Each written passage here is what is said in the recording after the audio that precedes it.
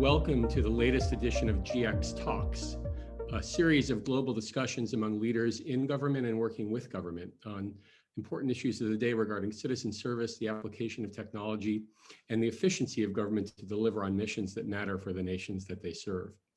We're very pleased today to be co-hosting this session from the IBM Center for the Business of Government. We believe that producing an end user product that compares positively to the other modern examples of how clients interact in their life across other domains is the real key to getting adoption of these types of tools and becoming successful in these two goals of better customer experience. Digital tools allow us to make sure that the process is consistent in the case management and the backside of things, but also the access is consistent. We look at in innovation projects is we aren't as focused on the tool, but we are very focused on a sustainable platform.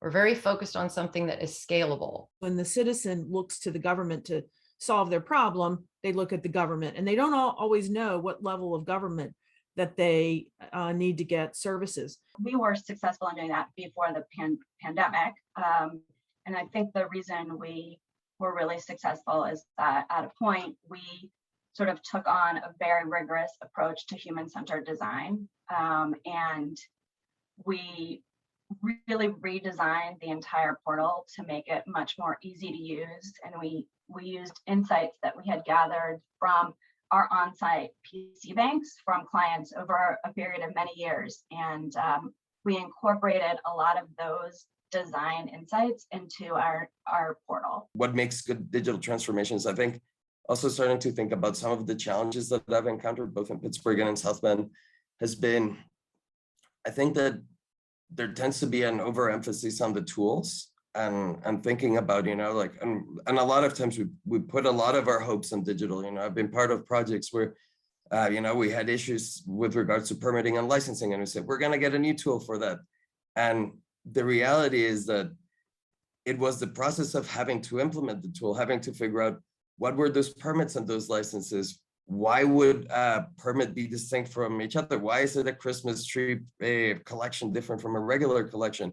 All of those pieces that are not intrinsically digital are part of, how the city works and how it responds to its constituents. It's aided by the digital piece, but it's something that needs to be kind of front and center. If you task your vendors with great scalable solutions that are built on solid technology with open APIs and interoperability, they should be vendor agnostic. Then you don't have to keep reinvesting in technology. It's really easy to say customer service, customer experience, but it's not an easy thing to do. It is about changing the DNA of everyone in the organization to understanding and being customer focused, putting the customer at the center of everything that you do.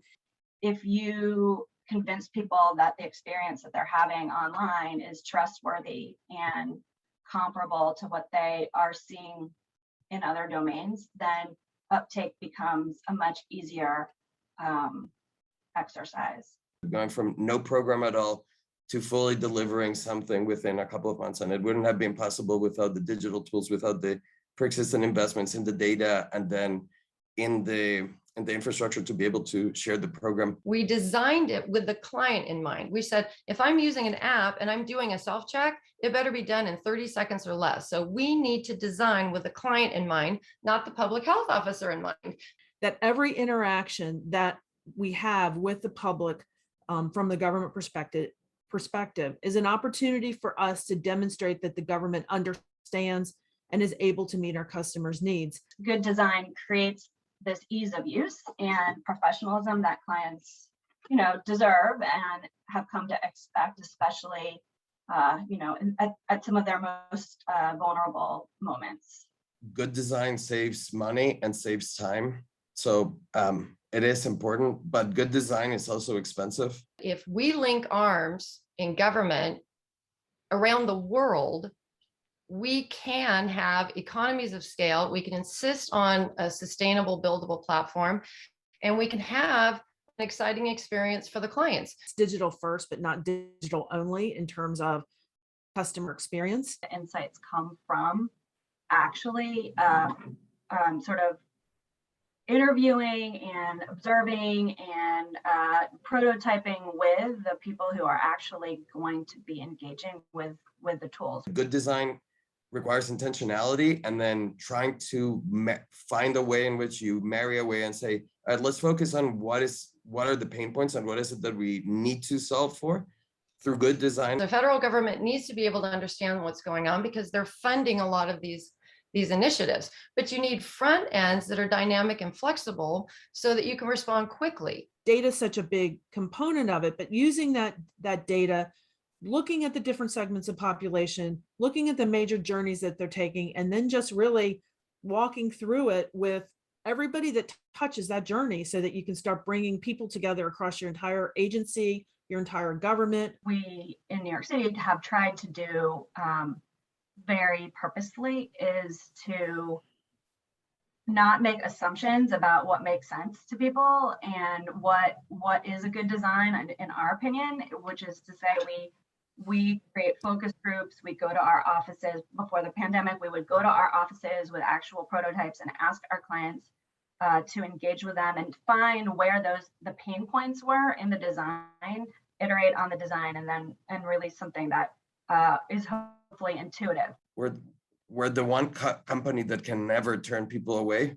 Everybody's our customer and they'll always be our customers, but trying to use the funnel in a smart way in which we could try to address as much of the issues digitally, but that we were having consistent experiences regardless of where you were going.